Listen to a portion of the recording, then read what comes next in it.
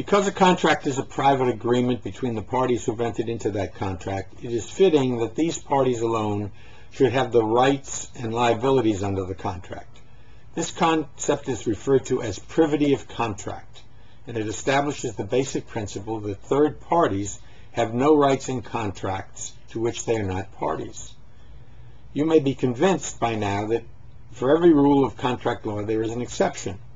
As times change, so must the laws, as indicated by the previous material.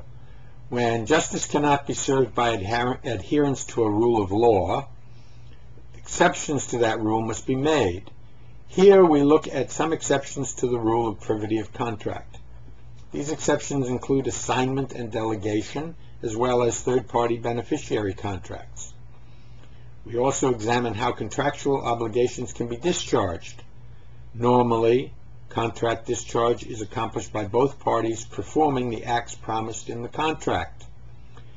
Here we will look at the degree of performance required to discharge a contractual obligation, as well as some other ways in which contract discharge can occur.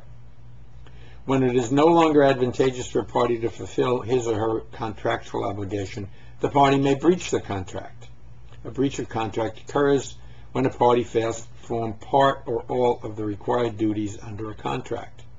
Once a party fails to perform or performs inadequately, the other party, the non-breaching party, can choose one or of a number of methods by which that contract can be enforced or damages obtained, and we will review those sections.